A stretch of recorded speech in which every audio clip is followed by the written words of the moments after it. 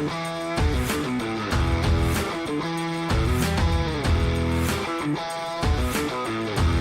up, guys? Welcome back to the Jenks Island podcast, the only NFL podcast a year takes from a washed-up Division III cornerback. I'm your host, Grayson Jenkins, joined by my great friend, Ethan Sturbis. And in today's episode, we're going to be breaking down our rookie rankings for 2025. So for all of you Dynasty players out there doing rookie drafts this week or next week, this is going to be a great episode for you guys. Getting right into it, we got the player pools below all of our rankings. So we're going to do our top 5 quarterbacks, top 8 running backs and receivers, and then top 5 tight ends. So starting off with quarterbacks, this is going to be a little bit more interesting. I think the consensus number one, Ethan, and I'm sure you'll agree with me here, would be Cam Ward at number 1. And then I would agree. It kind of gets a little bit interesting after that, because I think you could go either Jackson Dart, Jalen Milroe, Tyler Shucks, Shedeur Sanders, whoever at number 2. But it kind of depends on like what you think those players are going to do at this season. So what are your thoughts on number 2? Who would you put at number 2? When I'm drafting in Dynasty, I'm kind of taking into account how everyone else views the players as well. Mhm. So if I'm taking that into account, I would probably go Dart as my QB2. But kind of just like blind rankings, I would probably take the upside shot on Milroe. I mean, especially if you're in a single quarterback league. But if you're in a super flex, like what happens if Sam Darnold misses a couple games and Jalen Milroe goes in there and rushes for 50, 60 yards a game and 3 touchdowns across 2 games? Mhm. Like that's going to shoot his value way up. And with Jackson Dart, like you're also kind of betting on this coaching staff to keep their jobs. So you're kind That of is true. making a parlay with the Giants win total over on the season, because like if you're a new coach, like going into New York, like with Yeah. the back end of the first round quarterback, like he's not safe there, you know? And also like he Yeah. might not start the whole year, but Dable has shown the ability to develop quarterbacks, obviously. I'm not going to say he's Josh Allen, but I could see a world where Jackson Dart works out. But if you're going to give me like an upside shot, I'm going to take Jalen Milroe. Yeah. No, I see where you're coming from. I think Jackson Dart would probably be my number 2 as well. I think when you right off the bat, you pair him with Malik Neighbors, and yeah, he might not be starting right off the bat, but I think Brian Dable, like you said, his track record of developing quarterbacks, and Josh Allen was a guy that was viewed as high potential, kind of had a lot of talent, but wasn't like a consensus, this guy's going to be a quarterback 1 in the NFL. Like he still had some doubt when he got drafted. Jackson Dart to me is in a similar spot right now, and I think Brian Dable could really get the best out of him. So I like him at number 2. I think he has a lot of potential in that offense. And number 3 gets a little bit interesting. I think Jalen Milroe, like you said, I think I'd have to put him at 3 just because I'm not a big Sam Darnold guy. You're not a big Sam Darnold guy. If Sam Darnold, for whatever reason, starts to struggle, I think the Seahawks immediately just go, hey, we're going to put in Jalen, because you start developing him. Obviously, he's not going to start right away this year. That's definitely not happening.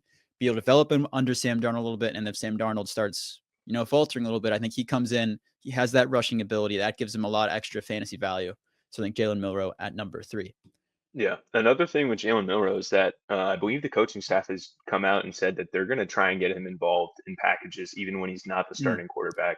So, I mean, we saw Clint Kubiak and what he was able to do with Taysom Hill on our team, right? So, like, Jalen Milroe, slightly faster than Taysom Hill just by a little bit. But, you know, if he's immediately getting usage on the field and people are like, oh, man, what if he gets the passing too? Like, that's just a huge case for upside, and someone's going to want to buy that. No, I think his potential as a Taysom Hill, even if he never becomes a true starting quarterback, if the Seahawks truly use him as a Taysom Hill type of guy, he could get 1 to 2 touchdowns like every week with the usage that Clint Kubiak gave Taysom Hill last year. So it would be really interesting to see what happens with Jalen Milroe there. I think at number 4, I got to go with Tyler Shuck for the Saints. I think that's kind of the right spot for him. You're kind of reaching in like maybe the end of the second round, third round is where you probably get him in a rookie draft, right? I think with Tyler Shuck, he's getting placed into a Saints team with Kellen Moore, who can develop quarterbacks. He's been shown to do it pretty well in the past. I think Tyler Shuck, a lot of people don't realize that he can run as much as he is able to. I think in college, Louisville kind of limited him a little bit in that facet of the game.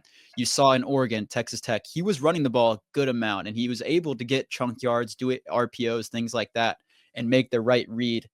I think him having that value in New Orleans, he could be a really great value pick in the 3rd round or late 2nd round of a rookie draft. So I'm going Yeah, to I put him at agree. 4.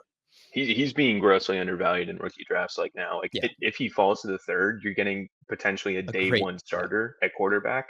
That was a top 40 pick. Like that's you take that every time.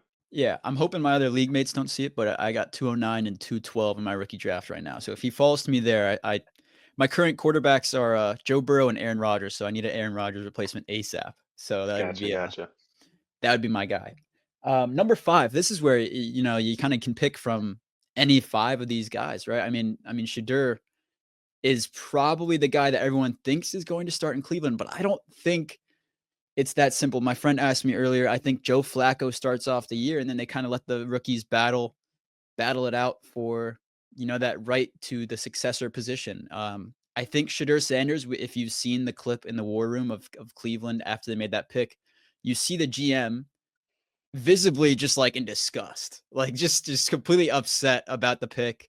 So I don't know if they really wanted Shedeur. They took Dylan Gabriel earlier, obviously, and Will Howard is at this point in time, him and Mason Rudolph are the only 2 quarterbacks that could be possible starters for Pittsburgh, but I think Aaron Rodgers will come in. Ethan, what are your thoughts here? Who would you put at number 5? Uh Man, this is tough. Like I'm letting someone else take the pick, you know? Like Yeah, you're moving out? uh I mean, I guess I would have to take I guess I would take Shedeur. Like if he goes in the 5th, there's something wrong, something behind the scenes there that we Yeah, didn't know. Because like I had Shedeur second quarterback, uh, just based off the talent. But I mean, you can get Will Howard like undrafted in some leagues, like, and that's yeah, a major, major steal because he could be starting 3+ games for the Steelers this season. exactly. But if I had to pick a QB5, it'd probably be Shedeur. Shedeur? Yeah, Yeah, I think it's Shedeur, Will Howard. I think Dylan Gabriel, I just don't. I know that they picked him before Sanders, right? And I guess that does give him the potential to start, but I just don't know if I really see it.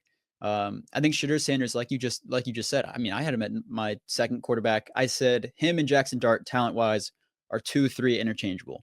Him falling, I could see maybe because of like not off the field issues, but more of just like his personality. Dion being kind of like a helicopter parent in a way of managing Shedeur's wherever he landed. But I think Shedeur probably has the upper end right now for that starting spot if Joe right. Flacco or Kenny Pickett aren't the starter to start the year. I don't think Kenny Pickett's going to be the starter. But that's me. What you think about Kenny Two Gloves? You're not a big fan of him, huh? Kenny Kittenmittens? No, I'm not a Yeah. not a huge fan of Kenny Kittenmittens. Yeah, no, I don't know what to think of him because I think they picked him up to be the backup. So I think it's Yeah, Joe Flacco to start the year and then either of the rookies to kind of they be have the 5 successor. or 4 backups, so Yeah, we'll see how that works and what the hell out. do they do with Deshaun Wat it's a mess. It is a mess. That's the Mhm. only reason why, like, even Shedeur Sanders is in, like, at number 5. Like, he might move up if, like, he was the starter, but they have so many guys there right now. It's Yeah. tough to make a pick there. Then we move on to running backs. I think we all know who's number 1 here, Ashton Jeanty, but after that, it really does become a lot more of a toss-up. I know people are gonna put Omarion Hampton there at number 2 a lot of the times. Travion Henderson, Quinshawn Judkins, Caleb Johnson are all kind of in that same group.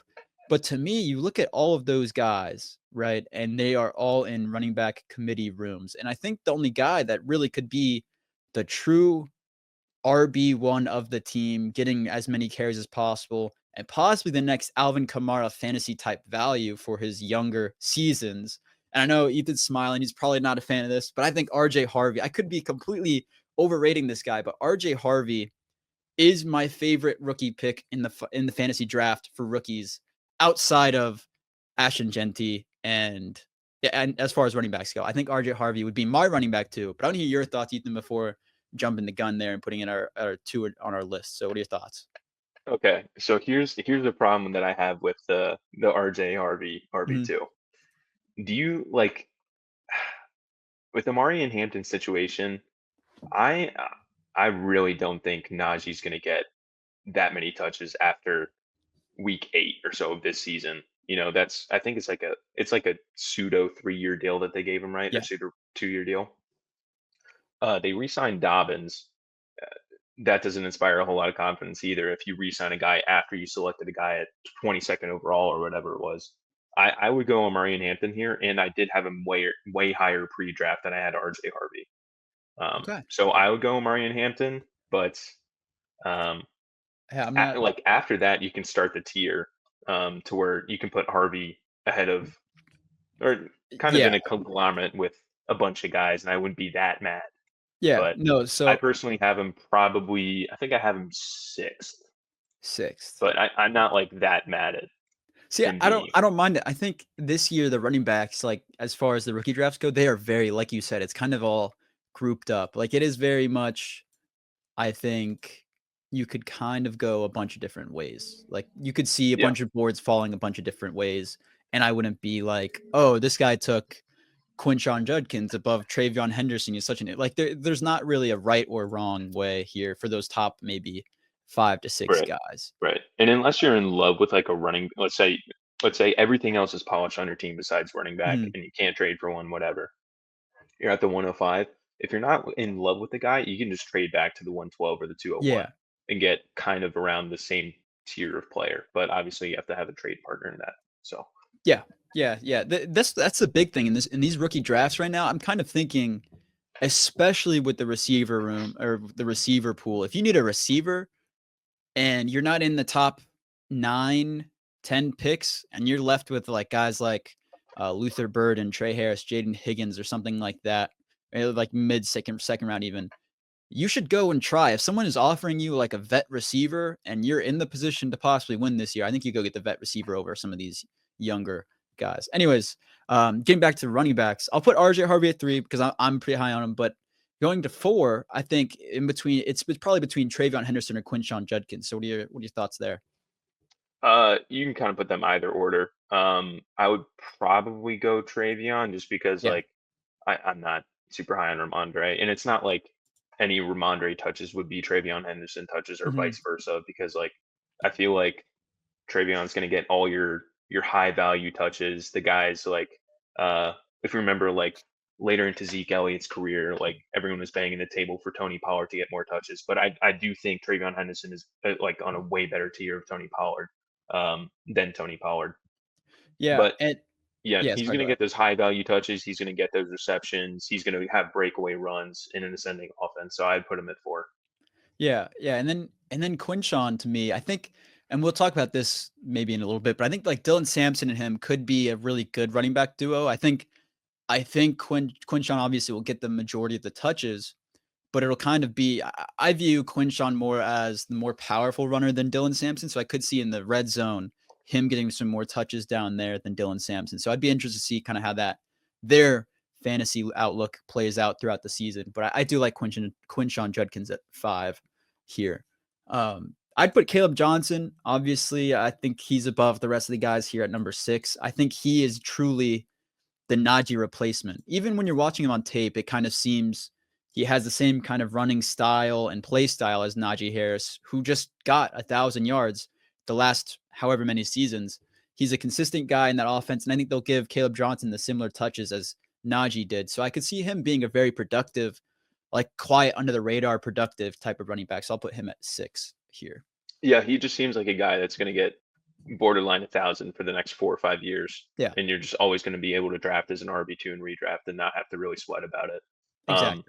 I value that like a lot when I'm drafting a running back. So I personally had him same tier as RJ Harvey, just for Mhm. fantasy. But yeah, Yeah, no, I think that would be perfectly fair. And like you said, or like I said earlier, like I think the running back room is there's a lot of different kind of visions here for fantasy. Number 7, I think this is a little bit tough. You could kind of go Cam Scatterbo. I could see that. Uh, Basil, I think it's Basil. I think that's how you pronounce it. Bashal. Tootin, Bashal, Tootin, Hmm. or Dylan Sampson, Jadon Blue, and Devin Neal. These are kind of like in between 7 and 8. I think it's any of those 5 guys. Personally, my 7 would have to be either. I think you go. I mean, yeah, this is tough. I think Jadon Blue has a lot of potential. in the rookie drafts, at least. If this was like a redraft, I definitely wouldn't put him up there. But as far as rookie drafts go, you look at it, Javonte Williams is his real competition. I could see him jumping it in that Competition. offense. Yeah, yeah, competition, quote unquote. Hmm. He could be number 7 or it would be Cam Scatterbo. I'm not a huge fan of Bashal Tutin because of the other running backs in that room. I think it's a pretty loaded running back room. So I think that's an iffy pick. I know a lot of people are high on him, but I'm not as much. Ethan, who would you put here at number 7? It probably goes Cam Scatterbo, just because Hmm. we've seen him take on a huge workload, and he's a pass catching back, a big pass catching back. With Yeah, those are very very valuable in fantasy. So makes guys he's miss. probably like half a tier ahead of the rest. Mhm. Probably about a full tier ahead of the rest of the guys. Yeah. Yeah, no, I think and his ability to make guys miss, and then he could possibly be, like, more of a red zone guy, things like that, because he's a little bit more powerful than Tyrone Tracy. I could see that. I could see him at number 7. Ethan, how much of a homer would they, call us if we put Devin Neal at number 8 above some of these guys? I'm genuinely They curious. call us a pretty big homer. They call us See, pretty big homers. my idea, right, is I think Devin Neal could be the perfect not necessarily successor to Alvin because he's not the same play style as Alvin, but he is. This could be like Boom and Zoom Part 2, similar to what we saw with Alvin and Mark Ingram. He could get a similar type of role, whereas I think these other guys, Jadon Blue, is very, very the range that he could be as far as production this year is really, really crazy. I think Dylan Sampson, to me, it's either Dylan Sampson or Devin Neal. I like Dylan Sampson a lot going into the draft process or throughout the draft process.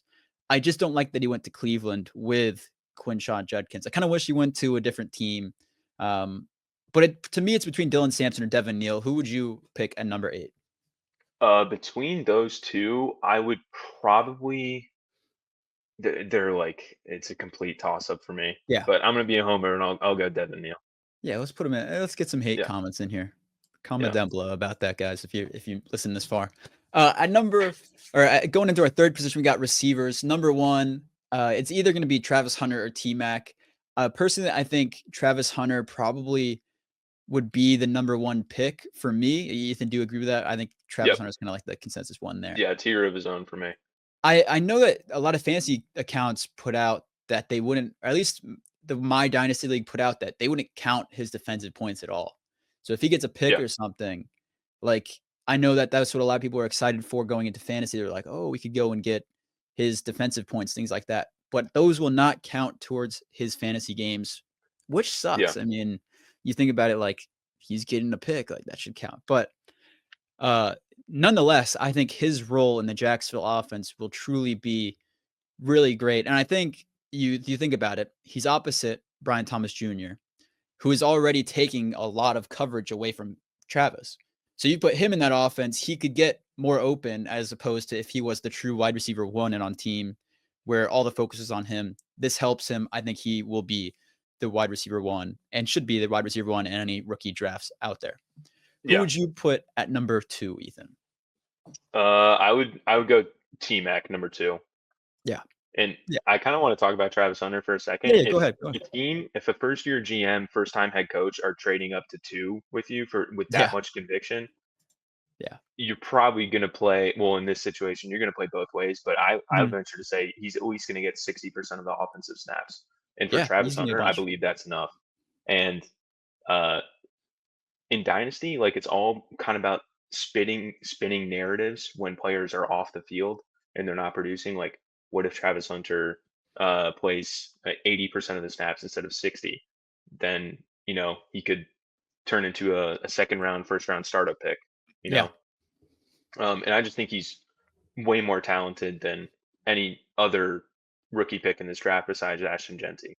Yeah, yeah, we were talking about it, like, in our receiver rankings and things like that. Like, he is a true unicorn. He's a level above everyone else. He can do whatever you possibly need, and his hands are absurd. I mean, some of the catches he makes are just great. He's great at adjusting the ball. His route running obviously could I mean, it could use a little bit of work, but, like, he's young, he's super talented, and I think that Jacksonville offense is gonna rely on him a lot this year, Yeah, across the field. Yeah, number 2, I think T-Mac is kind of the number 2 guy here. In that Carolina offense this year, who knows what his production will be this season. I still think it should be pretty solid. But I think like after this year, even him and Bryce Young will truly develop a connection, as well as Xavier Leggett in that offense, and they'll kind of be two really solid weapons for Bryce Young. So I think him above all these other guys is the right choice for sure. Yeah. Number 3, I'm going to go Emeka. I would put Emeka at number 3. I think he's kind of going to be the slot similar to JSN. I think he might have a slow start, obviously, with the vet presence in the room with Chris Godwin and Mike Evans still on the team. I think Mike Evans is probably gone after a year or two. I think he's going to retire relatively soon. And Chris Godwin, them picking Emeka here in the first round was very surprising to a lot of people. I think that kind of showed that Chris Godwin's injury might be a little bit more than what we think it is. But I do think he will truly be just a slot that dominates for years to come. And I think that number 3 in the rookie draft would be a great spot for him. Right, right. It's tough saying that a pick is safe, but like this is truly one of the most value insulated first Yeah. round picks that you can go with. In another wide receiver room that we saw is crowded before last year. We were talking about it. Rome Odunze lost little to no value going into Mhm. year 2, despite having like a not great rookie year. And on a per route basis, I expect Emeka Egbuka to outproduce what Rome Odunze did this past year. Not saying that he's a better prospect, because I would take Rome over a prospect as a prospect over Emeka Egbuka, but he's going to a great situation, Yeah. and with 2 aging wide receivers, you're going to be able to hold that value there for a long time. Exactly. Yeah, like you said, I think you worded it really well. It's just the safety in the pick itself. If you get him early second, I mean I think it would be a steal in a lot of rookie drafts. At number 4, I think this is where it kind of gets a little bit interesting. I'll let you make the pick here for this one, Ethan. It's to me it would probably between Matthew Golden and Luther Burden, but I want to hear your thoughts. Yeah, this is kind of a toss up for me. When it is a toss up, I would probably go talent and go with Luther Burden, Hmm. just because he's going to like a good situation, quote Yeah. unquote. I mean, it's Bears famous last words, but he's going to like a good wide receiver coach in Antoine Randall, and I feel like he's going to be able to kind of hone him in, kind of like he did Yeah. with Jamison Williams, who's kind of like had some character concerns in the past and like couldn't keep his head on straight. Luther Burden's supremely talented, and when we're talking about that versus Matthew Golden, like Matthew Golden, we talked about it before. I think he's going to be uh, way more impactful on the NFL field than he is in fantasy. Mhm. He kind of kicks everyone into the right role in that Green Bay wide receiver room, and I think he's going to be a great player. But in terms of fantasy value and like upside, I'd rather go Luther Burden. Yeah, yeah, no, I think Hammer will hate me for saying this, but I don't ever really see, and he could 100% prove me wrong, and I would love to see him prove me wrong, but Matthew Golden, I don't know if he'll ever be a true multi-season like 1,000-yard receiver. And in fantasy, like that matter, I just don't see really. I mean, the Green Bay offense, right? You look, I don't know if there'll ever be a true wide receiver one in that offense because they spread the ball around so much, and every other week it's a different receiver that's getting the most reps and receptions, things like that, getting the most looks. So that hurts the fantasy value, right? I mean, a lot of those guys like Romeo Dubs, like I was really high on him going into last season. I thought he was going to kind of get over the hump this past season. And he was just he had a few games where he got a lot of targets and a few where he had 0. And that's Yeah, kind of what the Green Bay offense is like. And I think that'll be similar again this year, even though I think Matthew Golden is talented. I just, the value, I mean, in fantasy wise, is a little bit lower than some I people would expect. say I would say if you're a Packers fan or you really want to get in on this Green Bay offense, just get Jordan Love. Just trade for Jordan Love. Because Yeah. if he's thrown to a guy, it doesn't matter as long as they catch the ball. But you're going to be sweating because, uh, if you like you said, you have Romeo Dobbs. I have Jaden Reed in a couple of leagues. Like Hmm. it is a pain to know when to start them. Yeah. But yeah, I would just take Jordan Love, hedge your bets. If the offense spikes, like you think Matthew Golden will provide it, Jordan Love's production will increase as well. Yeah, and it gets kind of forgotten. Like Josh Jacobs, they're going to be running the ball a lot again as well, so that kind of hurts the value for the receivers as well. At number 6, I would go. This is even a little bit tough. I mean, I think I would go Trey Harris. I like Trey Harris a lot in that, LA offense. I think Quentin Johnston will kinda take a step back to him. I think Trey Harris kinda takes that spot, and obviously, Ladd McConkey does what he does again, but I think Trey Harris, we saw what he did in college. He went extremely underrated throughout this draft process. He is a guy that can take over a game just as much as Ladd, and I think Trey Harris could be that guy that's more of a deep threat than Ladd is a little bit, and I think, Justin Herbert kinda needs that again, like he had with, Mike Williams a few years ago. I mean, I think Trey Harris could kinda fill that kind of role, as opposed to Ladd McConkey. Yeah, I do see kind of him filling that sort of role. The problem is, again, if you're in a best ball league versus a lineup league, that's a massive difference of probably where Trey Harris. Mhm, Well, not a massive difference, but it's probably a difference of like 3 or 4 picks of where Trey Harris will go in your draft. Just because his ceiling as a prospect is very mhm, high, his floor as a prospect is very high, and it's the same on a week to week basis as well. So this is literally just a home run swing. yeah, If he hits, you're in a great offense, a very stable offense with mhm. Jim Harbaugh and Justin Herbert. I feel like that's going to be a solid fantasy environment for the next 4 or 5 years, probably for at least the extension of his or for the duration of his rookie contract. So I feel like it's a good pick here. Number 7, who would you go at number 7? This is where it gets, like, like, kinda slim pickings here. What are your thoughts? Yeah. So actually, my wide receiver 6 in fantasy is Kyle Williams Ooh. for rookie drafts.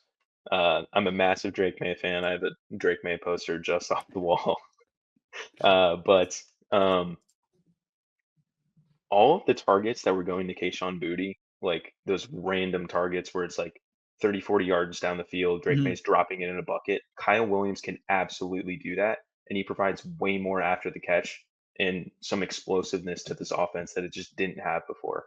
And even before the draft, Kyle Williams, I believe, was my wide receiver 7. And I didn't view him really that much of a different prospect than Luther Burden or Matthew Golden. He's just electric when you get the ball in his hands. He can take over a game. He has that potential, and I just think he's a really special player. Yeah, I mean, I think Chris Sims had him as, like, his receiver 2 or 3, Yeah, but, like, before the draft, and he did go to a good spot, I think, with Demario Douglas and, uh, and Stephon Diggs there now too. yeah, I mean, I think he'll kind of be that guy that gets the least amount of coverage out of those 3 and could really get open over the top, things like that, and get, like, a home run balls in fantasy for sure. yeah. He is a game breaker. Mhm, Um, And it's kind of in that same mold as Trey Harris in terms of fantasy, not in terms of how their styles are as a mhm. player, where he could score you 22, 23 some weeks. But I think Kyle Williams provides more of a floor because he is kind of that vertical slot kind of Yeah. player, but he can also play some outside as well. Yeah, he can Um, do a little bit of everything, yeah. yes, yes, Number 8, see, I really liked Jaden Higgins in the draft process, but him getting picked to Houston alongside Nico Collins and then them going and getting Jalen Noel, it hurt. Like, it hurt my soul a little bit yeah, as far as the fantasy value. And the 2 yeah, guys, I could really see, like, 3 guys kind of getting picked above him that I don't think a lot of people see coming. I think it would be Jack Bech, uh, Here comes your Pat Bryant love. here comes the Pat Bryant love. You know what I'm talking about. Pat Bryant or even Alec Iomenor, and I think I spelled that wrong here. That's right. Um, Alec Iomenor is a guy that's getting overlooked, I think, because he went to Tennessee, but I think obviously Calvin Ridley will be gone. I don't see him playing too much longer. Yeah, at least in Tennessee, I think he'll be playing a few more Hmm. years, but Tennessee-wise, I'm not sure. I'm trying to think who was the other, receiver they went and got? Tyler Lockett. They went and got Tyler Yeah, Lockett as they got a Shamir DK as well. I vet. think Yeah, yeah, in the fifth. yeah, they What got did I him say? later. Yeah. Yeah, and And they also so got Restrepo as a yeah, UDFA. Restrepo's an interesting pickup there. That value there, I think you could get Ellick probably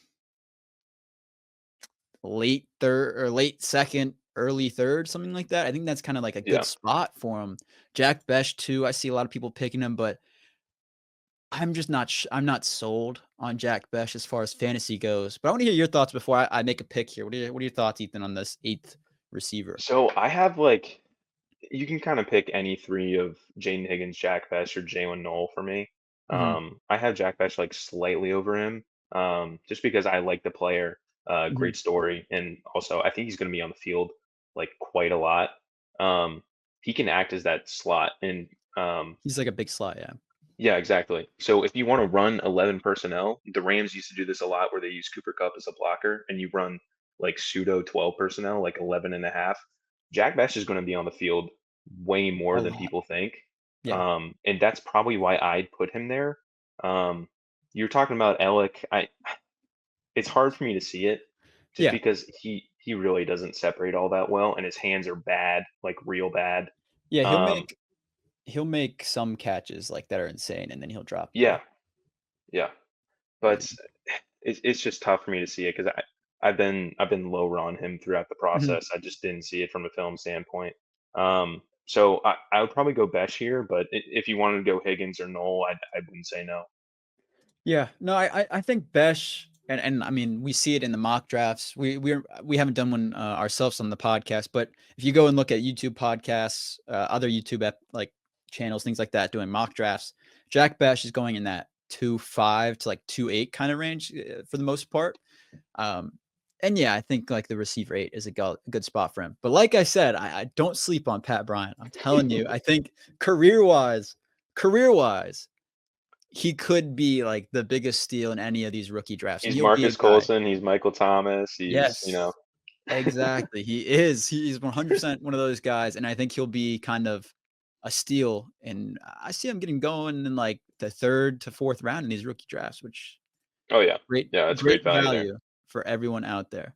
Um, And moving on to tight ends, this is where it gets a little bit interesting as well. You got Colston Loveland, Tyler Warren. That's kind of the 1, 2, but it's kind of how you want to order them. That's the question. I think personally, I would go Colston Loveland at number 1 with based on what Ben Johnson's going to do up there. So I'm going to go Colston Loveland at number 1, but I want to hear your thoughts, Ethan, on that Yeah, too. I think he could be like a big red zone threat early, Mhm. and I'm really not that big on Cole Kmet. Like I don't think he.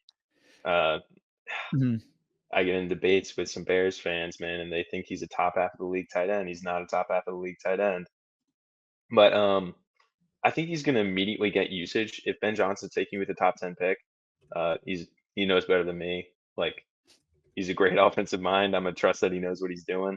Yeah. Um, and also like he's just a better receiver than Tyler Warren.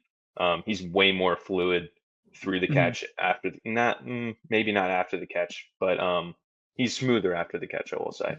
I don't know if more talented, but he's a great route runner. I think he's immediately going to get a lot of playing time Mhm. again because I'm not that big on Cole Kmet.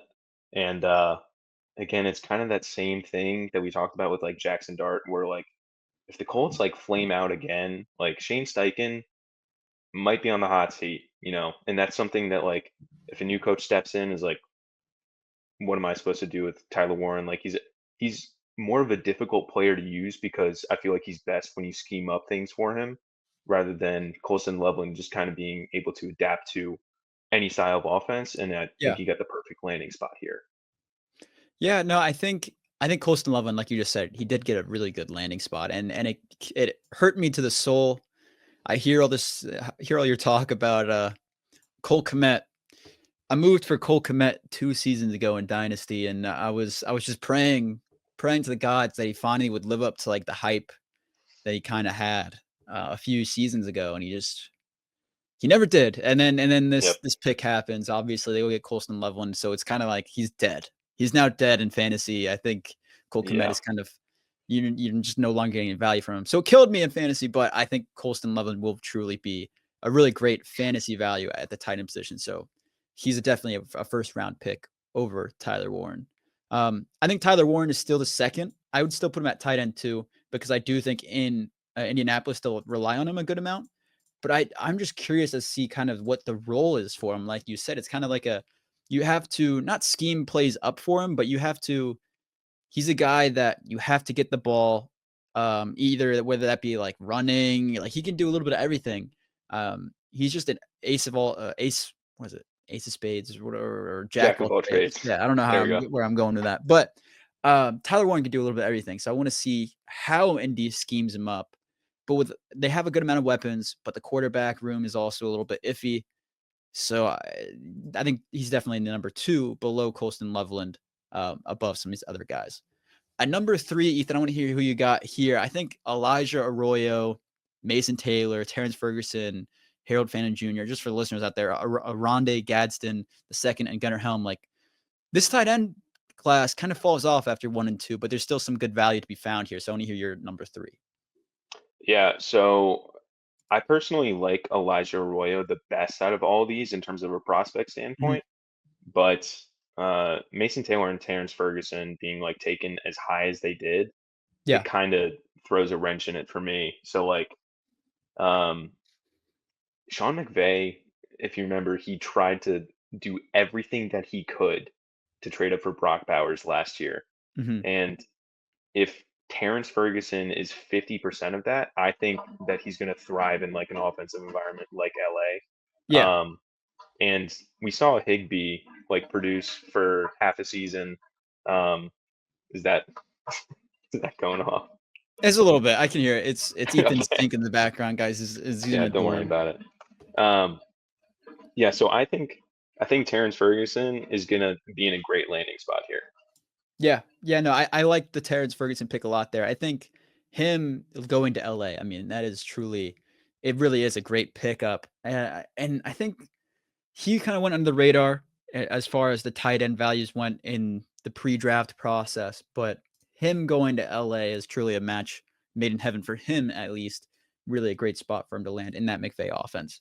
At number 4, like you just said, I mean, Mason Taylor went very, very high in the draft. Like, as far as, I mean, a few months before the draft, a lot of people weren't even picking him like as a second rounder. I think he was more of a third round value a few months before the draft, and then the draft came along and he moved up a lot of people's boards.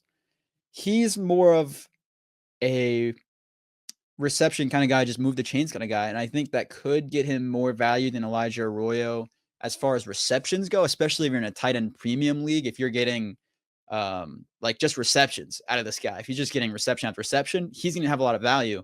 If Elijah Arroyo is getting like 3 receptions a game, 60 yards, but it's every other game or something like that, that could hurt his value. So as far as 4 goes, I think it's definitely between those 2 guys, but it's kind of dependent upon what you're looking for in tight end, as well as what you see them doing and the quarterback position as well. I think obviously Mason Taylor right now, you're relying on Justin Fields to get him the ball, whereas Elijah Arroyo is relying on Sam Darnold or Jalen Milroe to get him the ball. So personally, and I'll have to go with my pre-draft process here as well. I had Elijah Arroyo higher on my board than Mason Taylor, so I'm going to go Elijah Arroyo at 4. And I do think he'll have more of a higher ceiling than Mason Taylor does for the playoff for the fantasy season this year. But I think Mason Taylor has like a higher floor every week, if that makes sense. But I'm interested to see what you think, Ethan. Here. Yeah, I would totally agree. And I would say another thing is like if Elijah Arroyo, he's a little more raw, but he's a great receiving prospect and he was Mhm. very athletic. Those kind of guys, it could take a year or two for them to really break out. Yeah. So if you don't want to draft him, just make like a mental note, come back year 2, maybe you can get a discount on him if he doesn't Yeah. show anything. With a lot of these tight ends, it does take longer for them to break out. But yeah, I think Mason Taylor has a very projectable floor. But in my opinion, yeah, I did like Arroyo better in the pre-draft process. Yeah. Yeah. And then I think Mason Taylor is kind of like the shoe in at 5, but I want to hear your thoughts if you think he would be in the top 5. Yeah, yep, he's number 5 for me. Yeah. And then just real quick before we kind of wrap it up, I think at the tight end position, these 2 guys, Harold Fannin Jr. and Oronde Gadsden, could be steals late in the draft, like rounds 3 or 4, late rounds 3, early round 4. Harold Fannin Jr., mainly because his production in college, I think is kind of what the Cleveland Browns vision him doing in the NFL. I think they really liked his tape. I thought he could be a reception kind of guy that gets yards after reception as well. And then Aronde Gadsden going to LA, the Chargers. is an amazing spot for him. He's more of a big receiver than he is like a true tight end. In my opinion, I Hmm. think he's going to be more of a guy similar to Elijah Arroyo that's more of just a receiver. So he might get limited in the reps. Like if Rondé Gadsden, I don't see him being like an inline tight end. So if it's a running down or things like that, he's not going to be really out there as much. But he Yeah. could get a good amount of receiving opportunities in LA. So those two guys, I think, are really big steals in the tight end room. Yeah, I think I could be mistaken, but I think both of these guys at one point in their college careers were listed as wide receivers Mhm. on their college's depth charts. So they obviously have receiving chops. Yeah.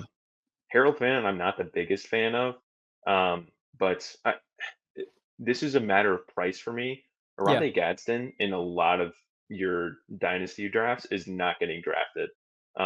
So like if you got to spend a decent amount of fab on him, I would go for that. Harold Fannin is probably like I want to see where he is. I think he's a late third. I want to He is. say, It's like late third, early round 4 for most of the time. But yeah, as someone yeah. who has, He's at 310. So yeah. like it's a matter of price for me. Mhm. Um, at price, I'd rather have Gadsden, and also I think the environment is just better.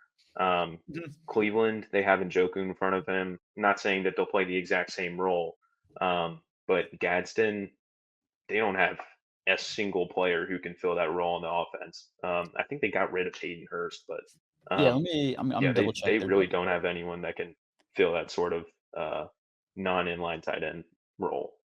Yeah, right now their tight ends are Will Dissly and Tyler Conklin above him. Yeah, So yeah, I mean, he truly could get a lot of receiving opportunities there. Um, and I mean, just thinking about it, like Harold Fannin, you have David Njoku right now too, hmm, so that could limit his production year 1 if they view him as the successor to a guy like right, Njoku. right. And And he could take a couple years to develop, and that's yeah, perfectly fine. yeah, and I have Njoku, so as someone with Njoku, like, if I wanna handcuff those 2, that I mean, that's a good value if I get him at, like, 310 or whatever, like, I wouldn't mind taking that as a value pick or in the 4th Yeah. round there too. Um, but yeah, I mean, Ethan, do you have any closing thoughts or anything to add on any of these, prospects? Um, I would say like a running back that like just missed the cut for me. Well, I probably would have Bashal Tutin in like the same tier as like Mhm. Devin Neal, Yeah, but I think I think DJ Giddens is being wildly undervalued in rookie drafts right now. Like interesting. Jonathan Taylor, I think he has like one actual year left on his deal, and that Really? doesn't seem like yeah, that doesn't seem like they could get rid of him after a year. Yeah. And I had DJ Giddens, I think like running back 6 or 7 before the draft. He's super shifty. He can handle a high workload. I think he was top 4 or 5 in rushing yards in the nation this past year. Mhm. Um, he's just a player that I really like, and he has great speed. He tested fantastically at the combine, way better than probably anyone thought he would. And Jonathan Taylor like misses a sneaky amount of time each season, He and as does, yeah, soon it as doesn't he look steps off the field, like DJ Giddens' value is going to really shoot up. So that's someone that I'm targeting in my rookie drafts. yeah, he played 14 games last season, Yeah, he missed like started 13. yeah, And then the year before that, 7, the year before that, yeah. 11. So, I mean, yeah, you're He's on kind of average playing like a little over half the year. yeah, and you're this late in the rookie draft, like, especially for these running backs, like, you're kinda picking based on, like, value, who you could possibly see succeeding in the long term. I don't think you're picking, like, the RB 8 or 9, and you're like, "This is my plug and play starter." So, like, you're kinda Hmm. betting on the value to go up in the future, and like you just said, I mean, if all things go right, I mean, DJ Giddens could really have a lot of value in the future. Yeah, Yeah, I mean, I don't have too much to add. I'm trying to think some of these guys. Obviously, the Pat Bryant hype train is still alive. Go Pat Bryant. Love to. wide receiver one. Yeah, wide receiver 1. No, I think like after I'm trying to think After after Genty, Courtland it's fair Sutton. game. Yeah, after Genty, I don't know. He's my guy. But um, I think these rankings are pretty solid, and I think the rookie drafts this year are a lot of fun. I think they're kind of it's a toss up after pick like 4 or 5. Like you're just kind of like, who the hell is going to get picked next? So it's a lot of fun. I'm excited to see everyone's comments down below. Comment your guys' thoughts on these rankings. If you disagree, agree, or want want to change some of the orders around, comment your rankings in general. If you want to put in some lists in the comments, I'll definitely make sure to respond to them. But that'll do it for this episode of the Jenks Island podcast. You guys know where to check us out on social at Jenks Island, and check us out wherever you get your podcasts at Jenks Island as well. And we will see you guys next week.